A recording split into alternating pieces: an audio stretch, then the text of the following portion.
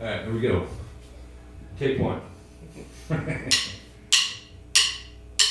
There are people out there who seem to consistently take from others, whether it be through negativity or blaming everybody else for their problems, and even a sense of hypocrisy, as what is okay for me may not be necessarily okay for you.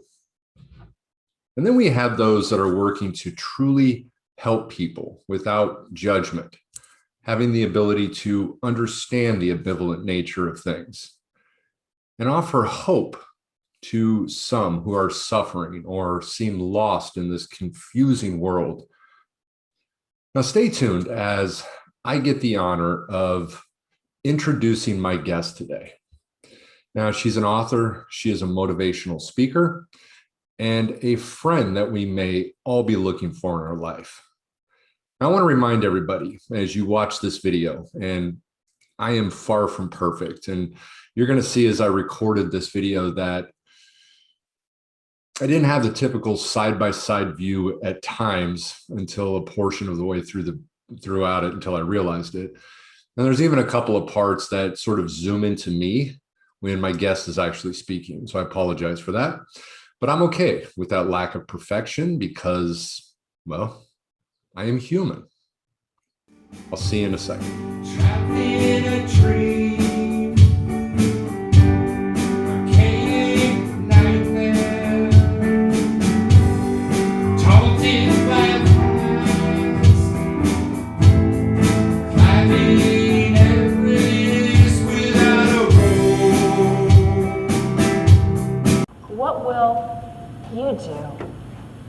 Will you go ahead and take your passion in your heart and put it into the rainforest? Will you go ahead and help feed the hungry that's out there? Will you go ahead and help in the world of recycling? Are you going to be the one that helps that young child? Are you going to be the one that helps the parent who doesn't understand their student? Are you going to be the one that helps the teacher? Hey, everybody, and I want to thank you for tuning back into High Wall Clean. My name is Eric McCoy.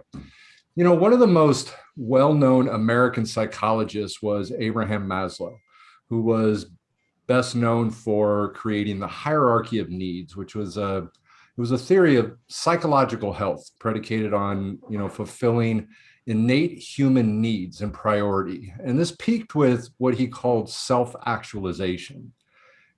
And this referred to our need to realize all of our potential, to become everything that we can possibly be. But toward the end of his life, Maslow, he began to have doubts about this model.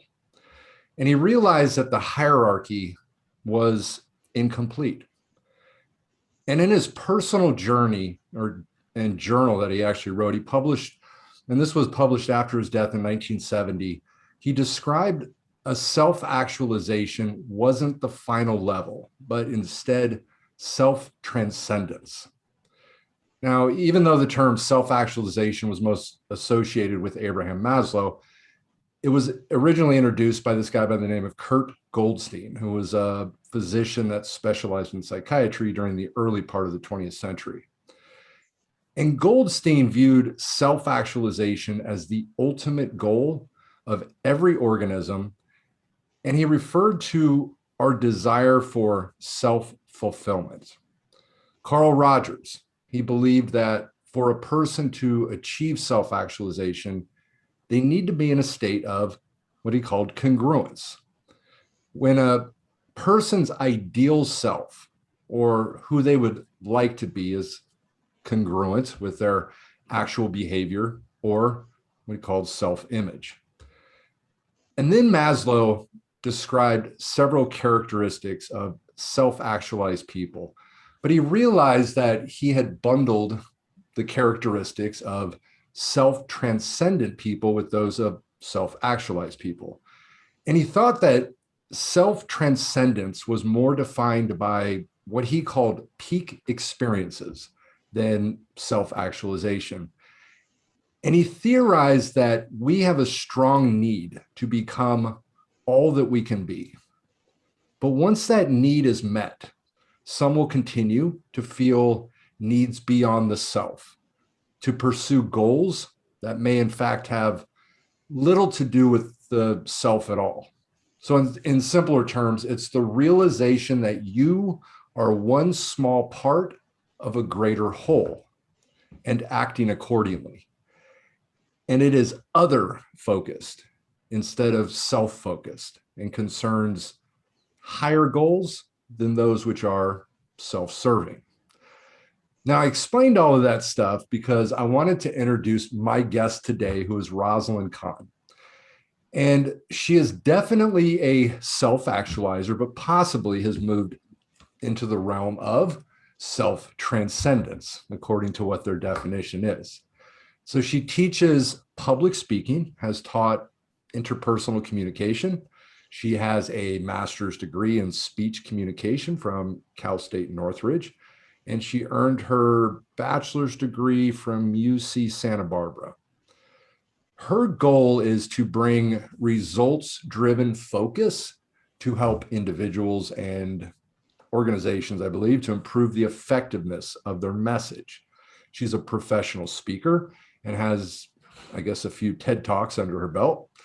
She's the author of Random Acts of Kindness and Dogs and Roses, Reducing Stress and Anxiety in Today's Troubled Times, and has a program called Reach Out versus Strikeout.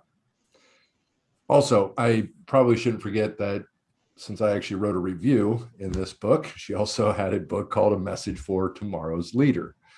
Rosalind, I want to thank you for coming on today. Oh, thank you. Thank you so much. I was enjoying that story of psychology, because we teach that in our communication class of when students go out and give those speeches. And I was thinking, kind of beyond that. It's as you say, we hit a goal and we think that's really it. Oh my God, I've made it. Mm-hmm. It happens after every radio interview. And then you walk away and the dishes need to get cleaned. Right. Dinner needs to get made. And there's got to be something more. And there's got to be something more. But I think that the bigger transcendence is, I remember, and I'm going to be honest and I'm going to be blunt, sometimes we just think about the glory me and what I want to achieve. It's all part of the American way of the individualistic society. Mm-hmm. But a transformation happened today because I was in a meeting, Global Society of Female Executives, and they had this little assessment they did of where we were. And normally I would write a letter with, this is what I want. And as I finished writing down what I want, I said, no, Rosalind, you have to begin with a compliment. Dear XYZ, I have heard amazing, incredible things about you and what you have done. By what I've heard, you are an excellent organizer. You're an excellent salesperson. You know how to get people together. And I'm writing to you because I think we share some very similar things, and we've got similar ideas about how we want to help our kids. And I read it back, and normally I just send things in the past, and I read it over and over and over, and it took a whole hour. And when I thought about it, I thought about my life in the past, and you get far more when you compliment people and let them know that you're on your side than just saying, can you help me? Absolutely. And I think that's what it's all about. And as I was closing my letter, another friend of mine that I have to thank, Dr. Marielle McKinley, she had said something about, the greatest way to someone's heart is to have them come to love you each and every way. And we're not talking about a romantic relationship, but love you for who you are. Mm-hmm. And when people like you for that, they will do almost anything. And I think that's kind of what you're going ahead and talking about, because young people growing up just think that I'm going to get this $1 million job and it's all going to work out just like I've always wanted. And they're put as this starter. And today's youth are in and out of a company in 3 years. Yeah. And, they're always going for that next mighty one, because they've reached the actualization of what they thought. Hey, I got the degree. Where's the money? Where's the moolah? Where's it going to take me? Do you see that a lot of that with your students? Oh yeah, absolutely. Now you have so reach out versus strikeout. Right. That is a program directed towards stopping school violence. Is that correct? Yeah. At a moment I was looking at doing that. There was a person who was named by Raven Blair, and I'm very taken in by what happens in society. And at that very time, there was some incidents that came on bullying. And so if you go to my YouTube channel, which is just Rosalyn Kahn, you'll hear me at this conference talking about what's going on with the violence in the kids at the school. And, just to put a face on it, if we go back in my history, I've been a teacher for 20 years, and I've saved people's lives, and my life has been at risk for going ahead and doing that. And so in this one situation, I had a paper that I no longer give, which is called the Getting to Know You exercise, where I ask people to tell me about themselves. And I say, I'm not going to get up and share it and say, hey, here's Eric's life story. Let me tell you about, what Eric did. I said, I don't do that. But if there's something in there that shows that it needs something, I'm going to be there for you. Mm-hmm. And so on this particular case, this young gentleman named Nameless, and I can see the whole classroom as it's there, talked about slitting his wrist and getting taken out of his parents' house and going to his grandmother's house, and he still couldn't get these ideas out of his head.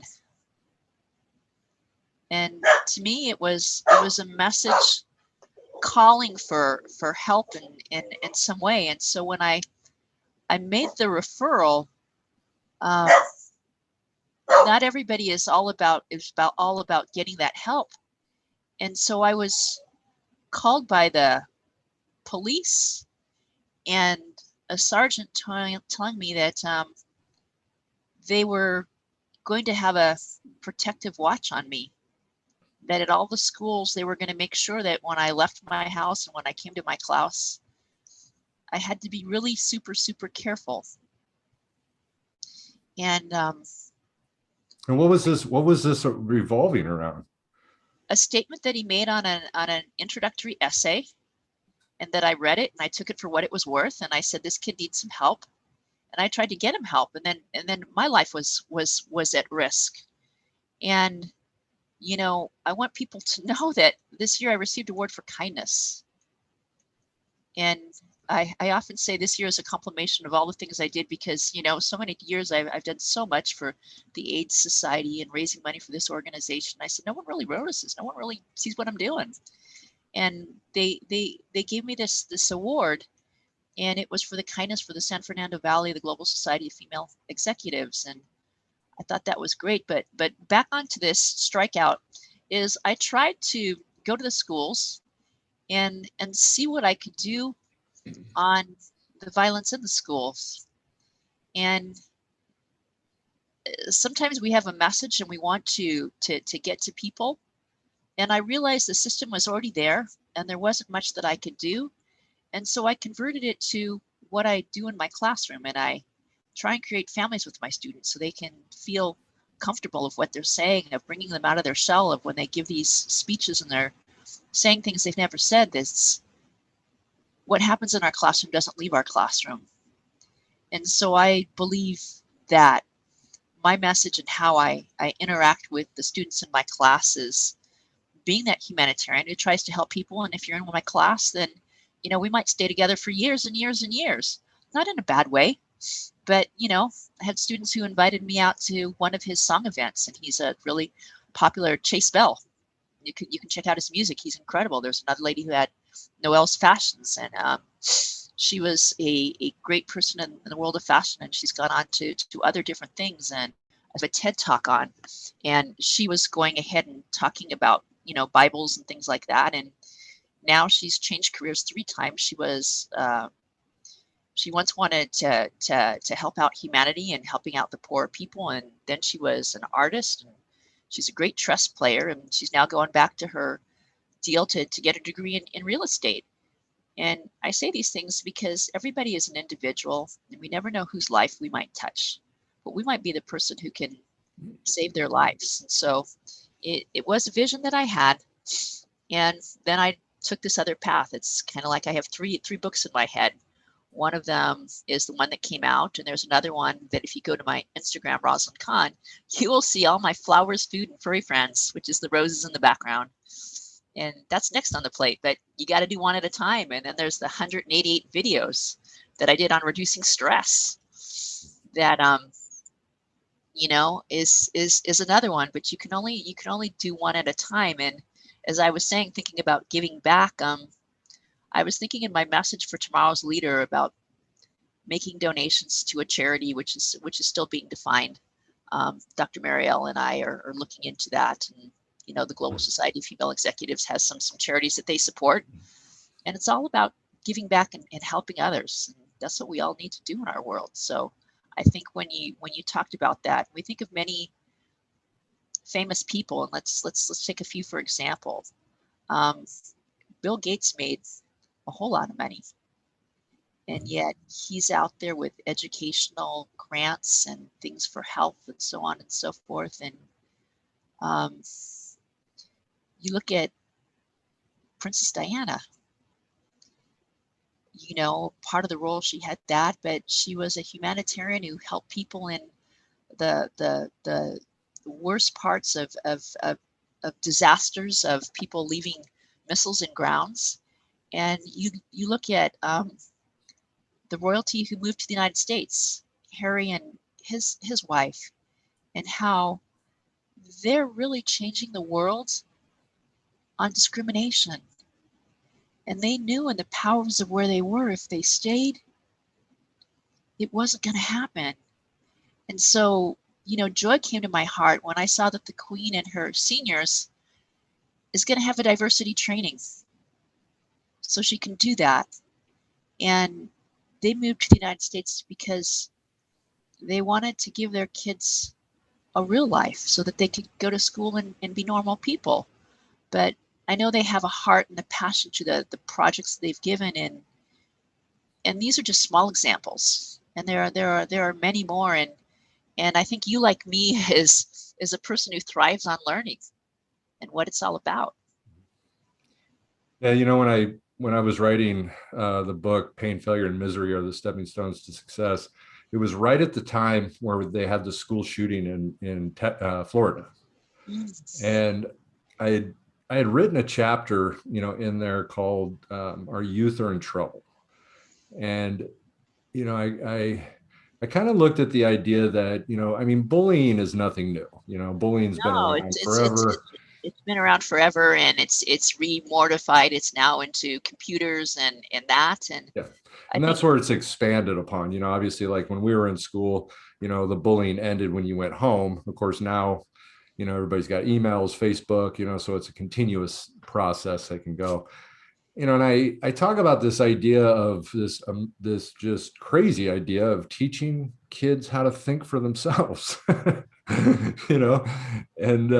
if you look at Maslow and you go back to, his idea that, people get stuck, within certain needs. And I was thinking about this with our youth, that I think a lot of them get stuck in love and belongingness. They get stuck in that I don't feel loved. I'm looking to be a part of something.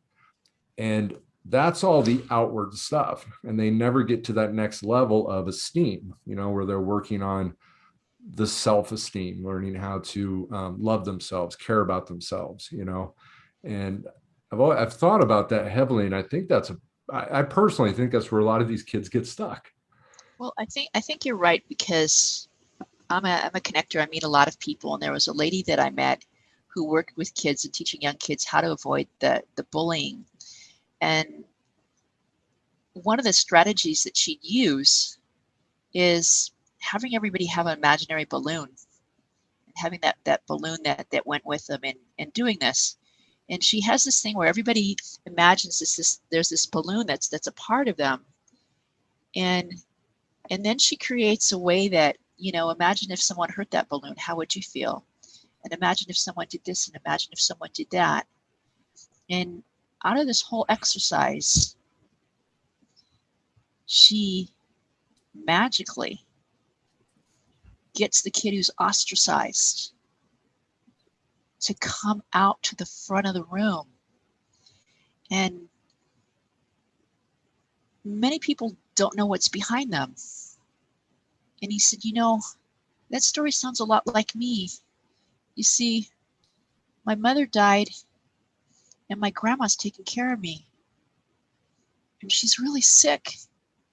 And I'm just so worried about what am I going to do if my grandmother leaves me? She's all that I have. And so sometimes when I'm at school, I'm feeling like she's the only one. And another kid in the audience comes up to her and he puts his hand around her. He says, I'll be your friend. I'll be there for you. And she does this in countless schools after schools after schools. And, I think in today's world where there's so many broken families and families that are going through divorce, and we look at the pandemics and there's skyrocketing amount of kids committing suicide, but you're also seeing times where the victim was at the same place as the one who was the abuser, and the numbers of people who are looking at divorce because they can't stand this person who they now have to spend hours and hours and hours of time there. They realize it's not worth it. And it's like the battery and abuse centers have more people than they can go ahead and take because it's put it on its head. But when we look on the other hand, there's a bright light, and the bright light is this. In the pandemic, 50% of the people out there started a new career and started a business, and they started this opportunity. And if there's anybody listening to this show, I want you to think about this. What's something that you've always wanted to do that you've never done? Is it a language you wanted to learn? Is it an instrument you wanted to play? Is it some robotics thing that you thought that you could go ahead and create? You can go on YouTube now and you can learn anything that you want to learn. Anything. And what if after listening to the show, you turned off your games and you went onto YouTube and you just put in something on what is your dream? What is important to you? I had this one TED talk I gave it that kind of brings this to life. It's called Breaking Cultural Barriers and How Everyone Can Make a Difference. And I talk about 3 ordinary people and how they shifted and changed the world. And the title of this whole conference was If. And I talk about Rosa Parks. I talk about the Olympic who was in the civil rights movement, and the lady who helped in the Derby. And I say to them, think about these 3 people. They didn't wake up one day and say, someday I'm going to change the world. They just went out there and did it. And so I want to ask you, when this show is over, what are you going to go out and do? Are you going to help a senior? Are you going to plan the next trip to the moon? Are you going to help the garbage people deal more productively? Are you going to look at global warming? Are you going to look at the abuse of children? Are you going to look at families? Are you going to look at all the different things? There's so many things that people can choose from. And I think that's what people need to hear, because there's a way that we can overcome that stress and duress. And the one thing is to simply just stop and breathe. So I'm going to teach you this exercise, Eric. I want you to sit back, put your shoulders up straight and tall. This is a participatory exercise. We're going to do this for the count of 6, 4, and 2. You're going to breathe in for 6. You're going to breathe in, hold it. You're going to count 6. Then we're going to go to 4. And then we're going to go to 2, and you release. Okay. So if you're listening in the audience, you want to watch. Okay. Inhale. Here we go. 1, 2, 3, go. 6, 4, 2, relax. Do that again. Take a deep inhale, breathe in.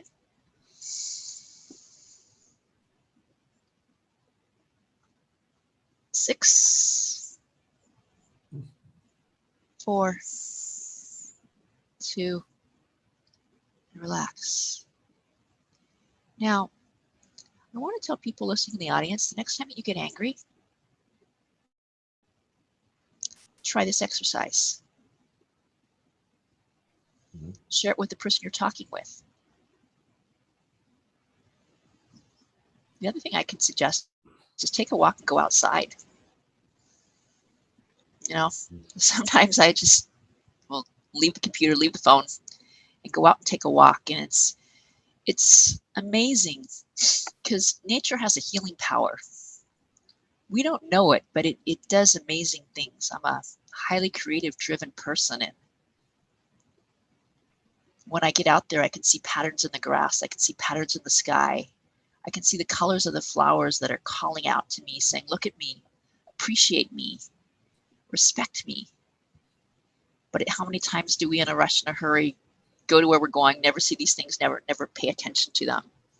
But I think those are the things that are simple, that don't cost money, that don't cost thousands of dollars.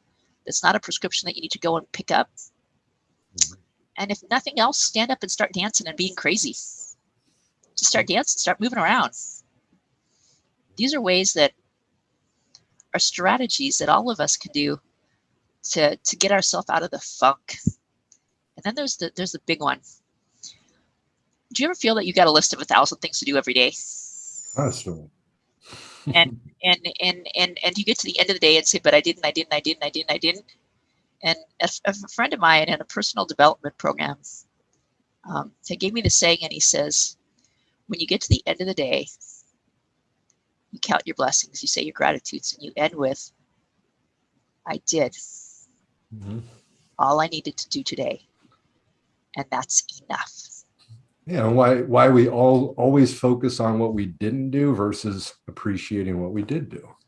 Yeah, I mean, they're just like small little simple things, but I think sometimes if we just hear them over and over again, and if you hear them from several different people, they can land down on, yeah, that's what we need to do. That's what we need to do.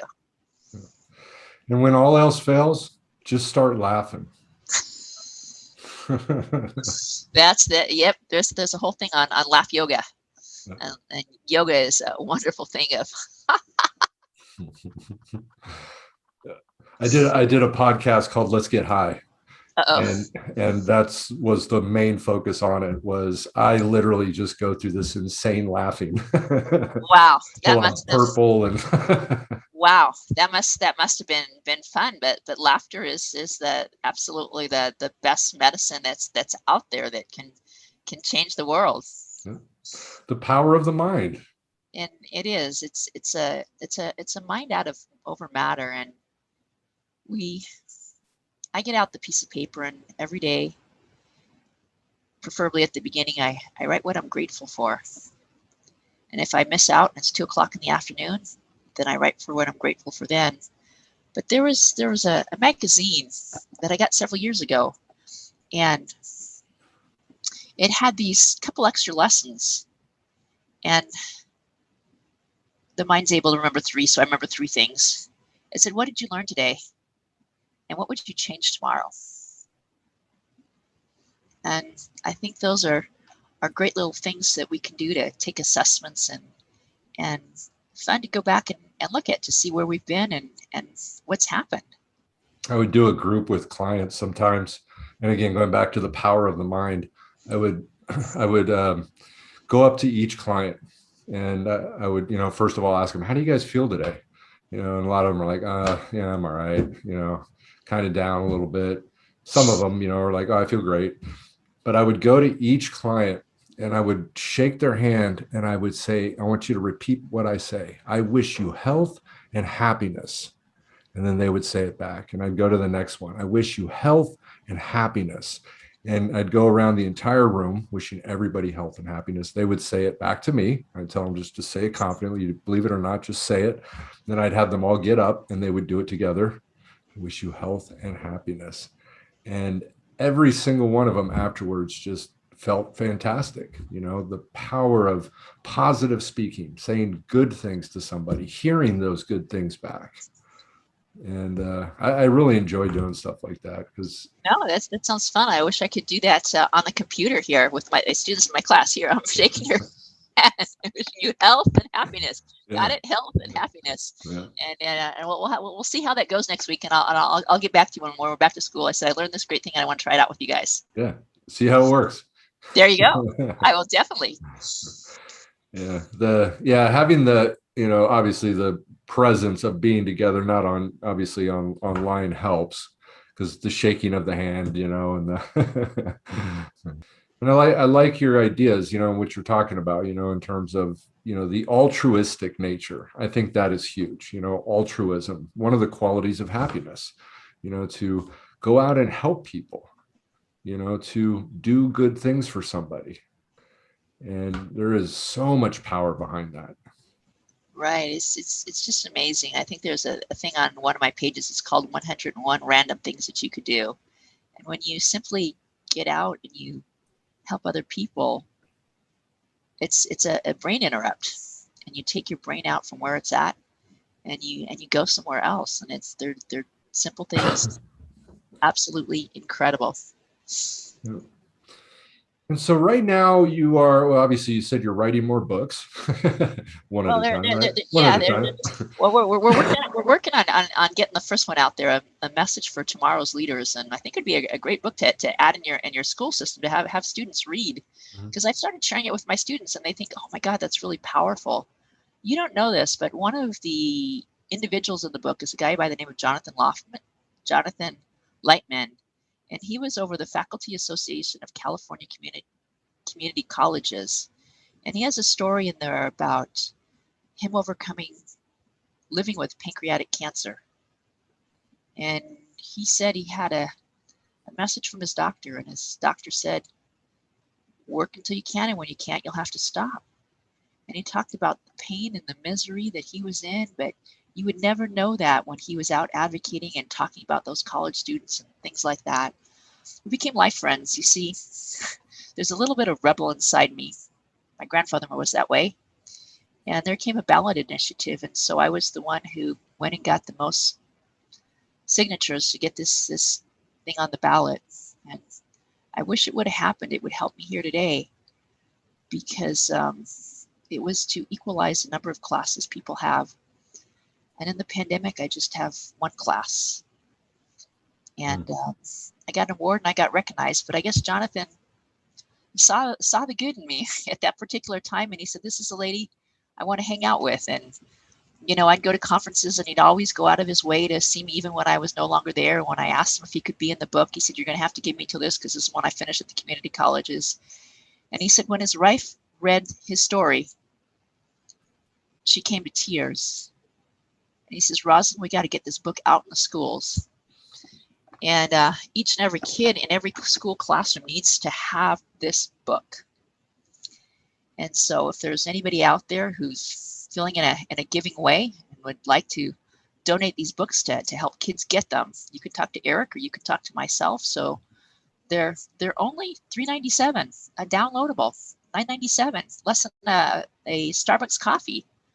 And the message, and like I said, I'm looking at a charity to go ahead and help out with this to make it a better place. And that's really part of my heart and soul. And so, when we talk about the next ones, they're all about similar things. There's a theme in all of them. And they're all about reducing stress. The Food, Flower, and Furry Friends is something I did in the pandemic where a friend of mine had all these stuffed animals. So every day I would go out and create this different flower arrangements, and I was doing all sorts of them. Tried to make that up as a business, but it's really hard in the pandemic when people don't want you in their home. And but my creativity just really flew through the roof. And I got 3 different awards and accolades during that year, and I've gotten several this year. I was recognized before it happened as the Woman of the Year by Adrienne Nazarian.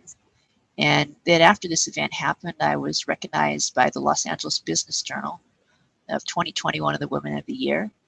I got the kindness award in the San Fernando Valley for the 108 things I had done. And then I earned my DTM in Toastmasters, and I thought that was amazing. And then this year I won a award for Women Awarding Women, which is an international thing of a Hall of Fame of just incredible opportunities. And then last week I got this Lioness Arising with a young lady who's with a financial group who's teaching kids financial literacy and other things, and has offered to help get my message out to other people with the books I've written and the things I've done. So it's just, the world is a magical place. And I say, if you put it out there enough and you do the things that you do because you want to love and help others, eventually it'll go ahead and come back. This pandemic is, and the way I looked at it, to me, it was a blessing in disguise, because it actually forced me to slow down a little bit. And it sparked my creativity. I mean, this podcast, evolved because of, being stuck at home and, having to deal with that. My house, I've been, remodeling my house, doing it myself. Remodeling rooms. I've built a whole white picket fence outside. I've put some grass, laid grass out there. I've built a well. I've built Wow. all kinds of stuff. And and again, it was just the opportunity to be able to slow down and to be able to say, okay, now I get to take a break a little bit. And then my mind started, my mind's very active, of course. Well, whose mind isn't active? And I think, most of the big, I remember talking to people, and I'd call and say, what are you doing in the pandemic? Well, I finished my 6 books that I had. I finally got them out there. I went ahead and learned a language. There was a story, a lady who learned on YouTube how to do flower and garden arrangements, and has a beautiful business that's downtown. The people, the delicatessen that, was getting ready for St. Patty's Days, and, thinking that they were going to go ahead and close their doors. And, the daughter says, no, we're not. We're going to get a message out, and we're going to have people deliver. And how she took this amazing idea and has helped thousands of restaurants keep their doors open, or the one who goes ahead and, feeds the homeless. There's a program of the Kenneth Dobson Feeding the American with Kevin Dobson Fund with Pink Lady's spouse and chaplain, and what they do in Feeding America. And it's amazing. There's some people who come and deliver some food to our house as a teacher, and they cater to different people's celebrations. And it's interesting, the meals I've seen, and they're really good tasting. They're very healthy. And, they brought for the Jewish holiday, we've got several boxes of matzah so that we can keep that going. And it's just great to know that the giving heart that this guy, Chaplin, had put together with the veterans of foreign wars, and created this program where he asked them what they needed. And so it's one organization that brings many organizations together, unifying, working together like never before. And he doesn't make a penny out of all of it. I have an interesting question to ask you. Mm-hmm. Being in your shoes with all the people that you've worked with, if you could give one piece of advice to parents, to families, about one single thing that they could do to help their young ones Who are on drugs? to not even go there, to not even go there, Not even go there. to not even go there. What would you say if you could make that magical wand and say, humanity, there's just one thing that you can do. You can do this, and you can help your kid live to a happy, healthy life. Teaching healthy communication is a big part, healthy communication. Fear, as we've, seen throughout my life, the fear tactic, of let's scare them, to stay away, doesn't work. And, I think so much of it is, if families look at, like a healthy family system, what that actually looks like. What is a healthy family system? it's healthy communication, it's allowing your kids to make mistakes so you have an opportunity to help teach them. The sad thing we're seeing today is, these like helicopter moms, these people that, these mothers, these families that are hovering over them, and they don't want their kids to be stressed out. They want to eliminate speech classes because it's stressful. And I think that's the worst thing that we can do. We have to, because then, once that umbrella is removed when they become an adult and they move out, welcome to life. And if they haven't been taught anything, that's where a lot of people are going to turn to drugs. If you can have healthy communication with your kids, and even if, I mean, most people have tried drugs, right? I mean, most people have tried drugs at some point in time, and I think even the fact of like being a parent and saying, look, sitting down with your kids, hey, I just want to, I did smoke weed, I have done that stuff. I have an open, honest communication that, includes honesty. And then you can also, in education, I mean, I'm a big fan of education and self-responsibility. I mean, that's sort of where I stand with things, and I think that is probably one of the, we live in a society today where it's like, they don't want to talk about drugs in schools. They don't want to talk about sex in schools. Parents are like, oh no, don't talk about drugs because then they're going to want to do it. That's the worst thing that we can do, because they're probably already seeing them. It's probably already been in their face. And so if, we can go in and we can educate our, I've said this numerous times on my podcast, and I believe this to be a great tactic in going and talking to our youth is, starting out with, hey, how are you guys doing? I just want to let everybody know I love to get high, right? My podcast, High While Clean. Highness doesn't come from drugs. It comes from people. It comes from within us. We get high on our own chemicals. And so, if we can go in with an honest tactic in talking to our youth, and if I spoke in that manner, people would open up their eyes and go, wow, maybe I should listen. This might be interesting, Right, and then, right. and then I can go into obviously talking about, if you want to stay high the rest of your life, drugs aren't the way to do it, because drugs are just going to destroy that ability. Right. And so then you can go into an education, but you need to open up their ears, because if I go in and I talk to the youth and I say, drugs are bad, drugs are, they don't, you shouldn't do them. They're hurtful. They're going to kill you, this kind of stuff. Well, if you're talking to an invincible youth that know everything and they've tried drugs, and they're going, what are you talking about? They've closed up their ears and they're not going to listen to what you say, because in their mind, you've lied to them, from their experience, if they've done them and they've had a good experience, because, our youth don't look at the concept of like, well, if I'm doing this, maybe I become addicted, and what's it going to look like 30 years down the road? Right? Our youth aren't going to look at it like that. Right. If you were to go back and we were to get the government to go ahead and put a study, and do you ever have a conversation with your clients about when it was they started and how long and that process and so on and so forth? Because maybe there be a way of stop gates, of things that we could do that, signs of, we have signs of what you should do before you become pregnant, so on and so forth. And I know from one of the contributors to my book, Ken Unger, who's the king of the opioid drug worlds, that opioid addiction in this time is nasty.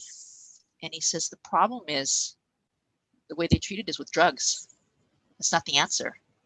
And as you said, it's all about communication. So he'll get with people who are really just out of the place, and he gets them in a conversation, and you just start unraveling that information that goes ahead and gets to it. So when people are coming to see you in the work that you're doing, are they also on medication with that, or are they without medication that they're with you in this process? It depends. Some of them will be, some of them will see a doctor. In the program, they'll get put on medications, usually once they're beyond the detox. Obviously some people get on Suboxone or Subutex or stuff for the detox, detoxing from alcohol. Maybe they put them on Xanax or Valium, to get them off the alcohol. But once they're off that, some go on to antidepressants, but again, I'm not a doctor, so that's something that's right. what they do. But it is very common, and we do look at, we do biopsychosocial assessments, and we look at, their whole history.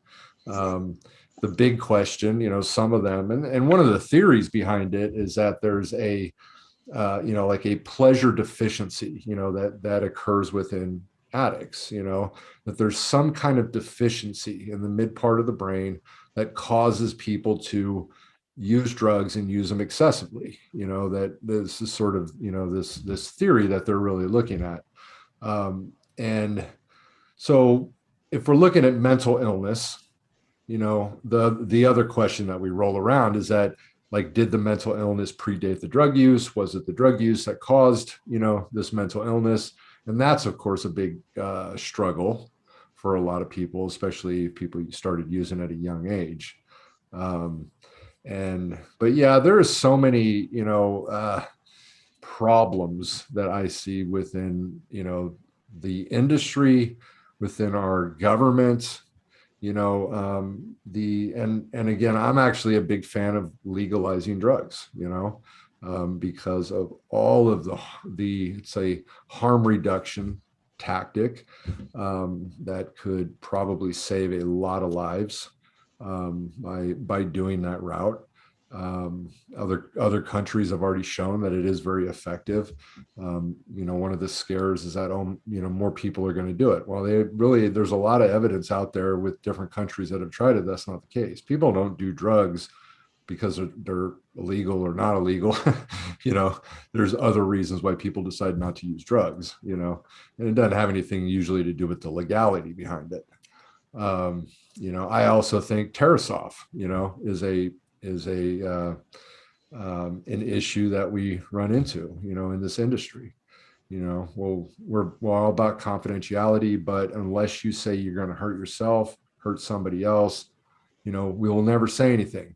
It's important to us, but don't tell me you're going to hurt yourself or hurt somebody else, And so then you get all the people that just don't, oh, okay, I won't say anything, and there needs to be more of a discretionary thing, I believe, we believe in honesty, but not real honesty, and I think that harms people. I think it has harmed people. People that really want to kill themselves aren't going to say anything usually, in a lot of cases. But the ones that are maybe looking for the attention, maybe are depressed, but are reaching out for help, they may say something, but then if there's an idea that I'm going to get locked in a hospital if I say it, that's maybe a little bit different, Right. And the, like, terrorist threats is another one to me that's odd, because, if, I could actually be charged and convicted of a felony for something that I never actually did. These are just thoughts I have, and I said it. Wow. And I say, I'm gonna fucking kill you, then you could call the police, it could be reported, and I could get a terrorist threat charge for something that I didn't actually do, and so these things are kind of bizarre with me, in my mind, that I think in some cases it does more harm, because then I'm not going to say anything. And because I'm not talking about it, I'm going to probably be more likely to do it. Because I'm not able to get it out. Right. That's the power of writing. That's the power of music. Mm-hmm. Yeah. But if somebody sees writing that has that stuff too. but still, if you're talking about getting it out, and I always think that we have ways of expressing, and maybe it's getting it out on paper that gives them the confidence to go ahead and share it with you. Mm-hmm. The old saying, if you write it down before you go ahead and tear it up, look at it for 2 days, and if you think it's that bad, then you don't send it. Send it. I think the National Association of Mental Illness has made some good forays in there. And I used to be in this Coffee Connect group up in the Ventura area. And there'd be a lady there who'd always be doing these reports. And I remember the numbers that are out there and resources that I've seen, that they're a resource that people can get out the number and give them a call. It might even be 1-800-NAMI or something like that. A place that they can go to get help in these difficult and trying times. Well, one of the things that has happened, and this has been a problem, is that during this epidemic, or with the COVID thing, all of these overdose deaths and all that kind of stuff has sort of just been pushed aside. Nobody's thinking about that stuff anymore. Nobody's really, there's so much money that's been redirected, to other things, that the dealing with these drug addicts and the substance abuse and things has sort of been pushed by the wayside, and that's been a problem. How's that going to affect the drug abuse of the world to come? Is that going to increase it? The overdose? Absolutely. I even look at, and this is just things that really I think need to be looked at, but even with federally funded programs, so they put the federal government, puts more than half the money against reduced supply, right? And then the other part, they do put money towards reduced demand, right? So this is like treatment programs and things like that. But the problem comes that if I'm going to request funding to get into a treatment program that's federally funded, it's not an immediate thing, right? I have to request it, then I have to fill out paperwork, I have to fill out documentation, then I have to wait, and then maybe sometimes some point. By the time that happens, I don't want to get clean anymore. That's the reality behind it. With people that want to go into drug treatment, it needs to happen like that. If somebody says, I'm ready, you got about 10 seconds to get that person in the car to get them to rehab. Otherwise, they're going to be like, maybe not, it needs to happen quick. And that's where, there's just other things that really need to be looked at. How can we do this? You have to understand the addict mind, to realize that time is of the essence. So, but as we end this, I want to ask you real quick, let's end on a positive note. Give us something. Well, I just want to say, for anybody who goes ahead and listens to this show and is inspired by it, you can go to my webpage, which is my name. You'll see it on the back here, and on the bottom it says Rosalyn Kahn. You go to rosalynkahn.com, you write backslash, and write the word be kind with a backslash, and that's going to take you to a link that I'm going to gift you my first book on random acts of kindness. So if you go click on that, rosalynkahn.com, go ahead and put the backslash, the / be kind. I'm sure Eric will probably put it in there for you. And please, if you can go ahead and follow me, if I've said something that inspired you, follow me on Instagram, click on my YouTube accounts, and got lots of pictures, dogs, roses, and other things, and some great videos that will truly inspire you. So a lot of it's out there, and I just want to say that your life does matter. There are people who do love you. And if you say that each and every day, we can save people's lives. Yep. Thank you so much, Eric, for inviting me. It's been a true honor and pleasure. Absolutely. This has been fantastic. And I'm looking forward to doing more great stuff together. Absolutely. It's been fun. Obviously I was able to get in your book, and I obviously was on your podcast. And that was wonderful, and I appreciate you going out and sharing it, and I'm sure you'll have other people who goes in the next edition of the next one that's coming out. Thank you so much for being one of those contributors. Absolutely. I want to thank everybody for tuning into another episode of High While Clean. Keep getting high, but let's do it clean. I'll see you soon. Thanks. Take back your story.